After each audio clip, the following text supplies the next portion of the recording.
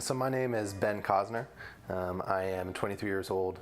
I am currently self-employed, putting a lot of time into our Smash scene. I play Captain Falcon myself, and to me Melee is it's just a game where people can express themselves and also be a part of a community and hang out with each other. My name is Josiah Knuth. I play Super Smash Bros. Melee competitively. I play Marth in the game. And my role in the Lynchburg Smash scene is kind of the guy who does a lot of the artwork for the overlays and the banners and whatnot. I started playing in 2016, really early in that year. I joined the scene and started coming to tournaments that February, I believe. It used to be a store called Dragonfire Games, which is just like a card store downtown in Lynchburg. And there was a guy named Brian Rapp. He was a student at Lynchburg College at the time, and he was the person that was what's called a TO, a tournament organizer. So he would actually run the event itself, and that's the way things were when I started playing.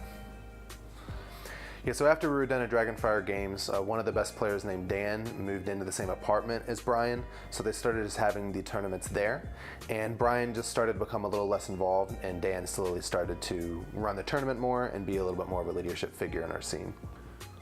When Dan was, for the most part, in charge of everything, we were running at about 12 to 14 people at our events, and that was pretty consistent, but nothing was really being done to grow the scene.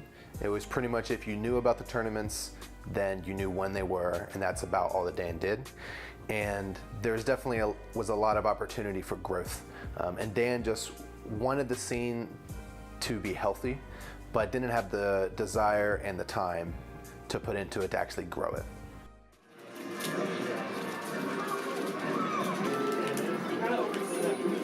Oh, where's Randall? Back in the day, the tournaments that happened, they were just they seemed kind of random. They weren't really organized by one specific person, and we weren't exactly sure which ones counted for the power rankings that semester or not. And when people kind of see the tournaments now and they see Lynchburg Melee, I think it means a little bit more than it did before, because it's just a lot more structured now. I think a lot of it has to do with Ben and his dedication to the scene. He used to be the Falcon player who would just kind of go to the events. He helped out a lot with tournaments back in the day, but he didn't like run anything.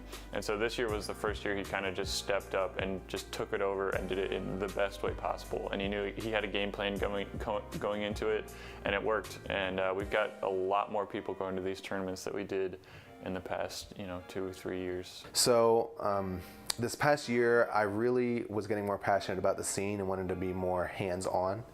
So I knew that we needed a place that was consistent, a place that was close to campus, but not necessarily on campus, and a place that had plenty of room and good parking. Those are a lot of like really important aspects that I looked for.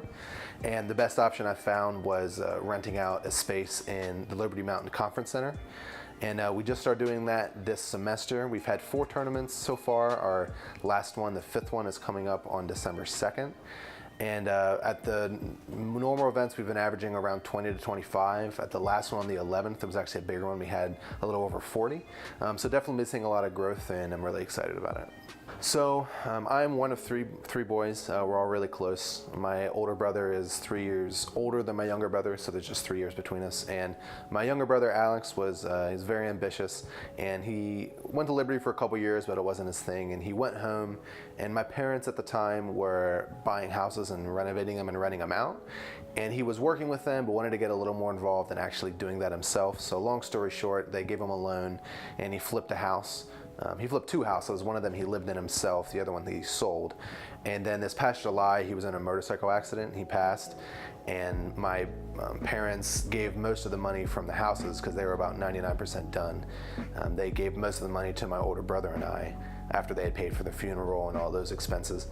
And that's where I'm getting a lot of the funding from, because right now I'm allowing everyone to come for free to the events, and I'm just paying for them myself. I thought that was important just to get established. It might not be forever, but I was really excited to be able to do that this semester, and it's a lot of it's thanks to my brother Alex for allowing me to do that, and the work that he put in to give me the resources for that. Smash is cool because it brings a lot of people together that you wouldn't expect those type of people to meet up. It's not, it's cool because every year we get new freshmen who have like played the game somewhere else and who know at least a little bit what they're doing. And then there's those people who just learn ridiculously fast. And so our scene is constantly changing. It is not stagnant. It is, there's a lot going on, and it honestly makes me really excited for the future. And that's why I love Melee so much, because it allows people to be excited about esports, but it's a 17-year-old game. We play on tube televisions, so like there's no online at our tournaments. Like all the tournaments, and for the most part when you play with anyone, like you're in person.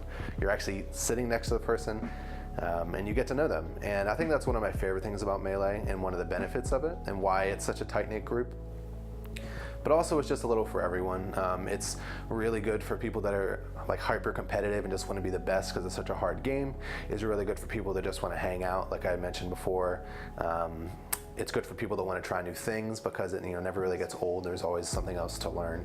So I think it just offers something for everyone, and just the in-person aspect is just a really unique thing for esports today.